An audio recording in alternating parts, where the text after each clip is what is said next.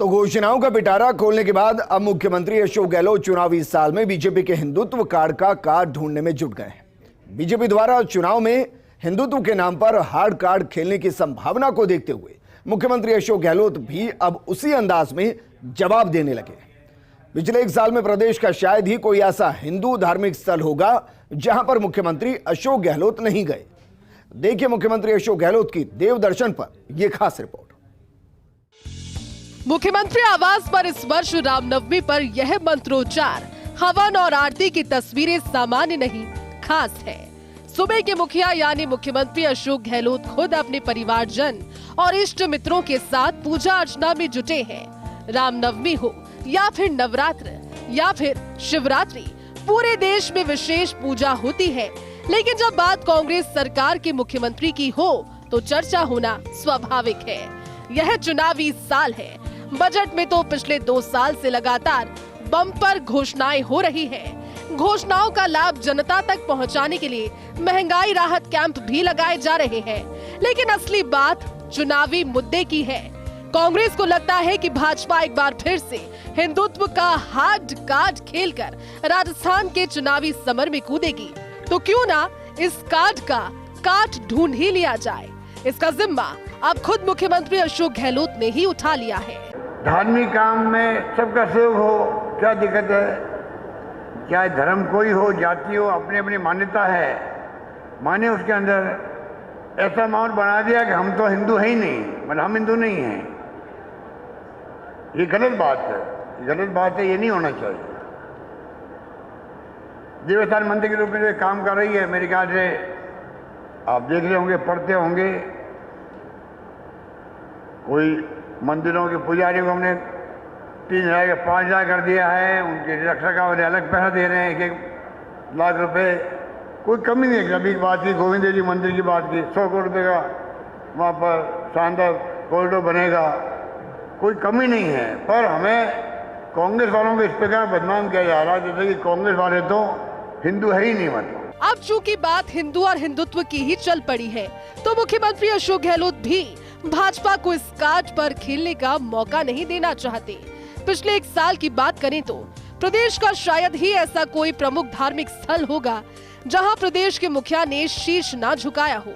मेवाड़ में घर घर के आराध्य नाथद्वारा के श्रीनाथ जी के दर्शन करके मुख्यमंत्री अशोक गहलोत ने प्रधानमंत्री नरेंद्र मोदी की यात्रा से पहले आशीर्वाद ले लिया। वागड़ क्षेत्र के प्रमुख धार्मिक स्थल मानगढ़ धाम और बेणेश्वर धाम पहुंचकर भी मुख्यमंत्री ने वागड़ की जनता का प्यार हासिल किया। पूजा पाठ और देव दर्शन पर विशेष ध्यान। कभी सालासर बालाजी तो कभी नाथद्वारा पहुंचे गहलोत, कभी जयपुर में गोविंद देव जी की शोभा यात्रा में हुए शामिल, तो कभी तनोट माता से लेकर त्रिपुरा सुंदरी तक दर्शन को पहुंचे। रामदेवरा, मानगढ़ धाम और पुष्कर भी पहुंचे सीएम गहलोत। खोले के हनुमान जी से लेकर जोधपुर में गणेश जी के किए दर्शन। श्रावण और नवरात्र में मुख्यमंत्री आवास पर होती विशेष पूजा।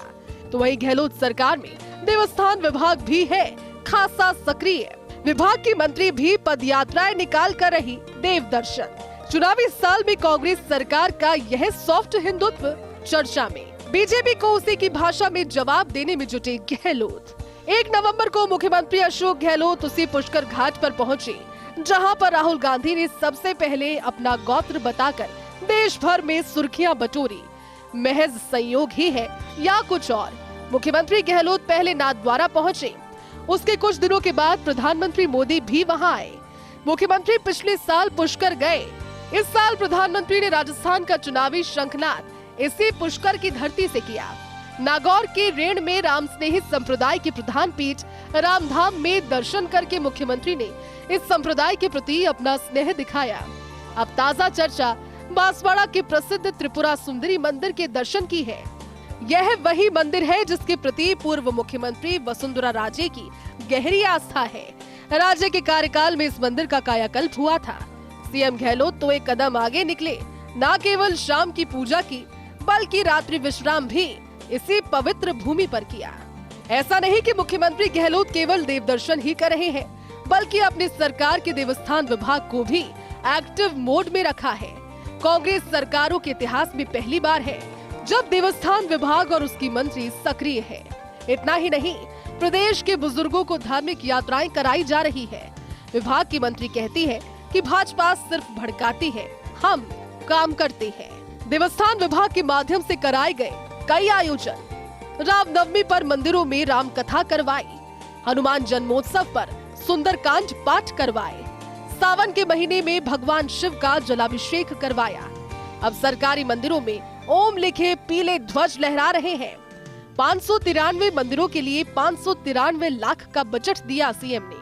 पुजारियों का मानदेय 3000 से बढ़ाकर किया 5000 रुपए। वो तो एक सिर्फ और सिर्फ नारे लगाना और उसको एक राजनीतिकरण, वोट के लिए वो सारी चीज़ करेंगे, लेकिन वोट के बाद में उनको कोई धर्म, कोई जाति, कोई याद नहीं आएगा।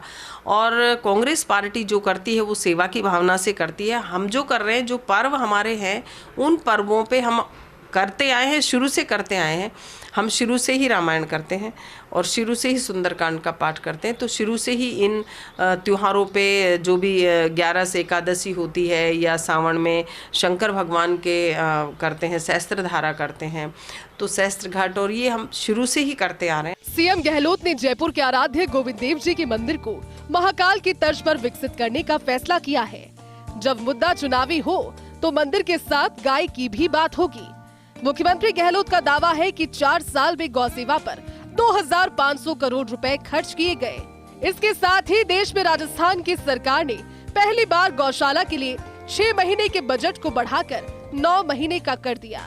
देश की राजनीति इन दिनों हिंदुत्व के इर्द गिर्द ही सिमटी हुई है और अब ये प्रदेशों की तरफ भी बढ़ रही है। कोई हार्ड हिंदुत्व की बात करता है तो कोई सॉफ्ट हिंदुत्व की। कांग्रेस हिंदू और हिंदुत्व को अलग मानती है, जबकि भारतीय जनता पार्टी दोनों को ही एक मानती है। लेकिन राजस्थान में चूँकि इस साल विधानसभा चुनाव है, ऐसे में यहाँ भी हिंदुत्व एक मुद्दा बनेगा। ऐसे में मुख्यमंत्री अशोक गहलोत का विभिन्न धार्मिक स्थलों पर जाना और खुद को हिंदू बताना अपने आप में ये साबित करता है कि अब हिंदुत्व के मुद्दे पर वो भाजपा से 2-2 हाथ करने को तैयार है। कैमरामैन संजय के साथ Naresh Sharma, first India news, Jaipur.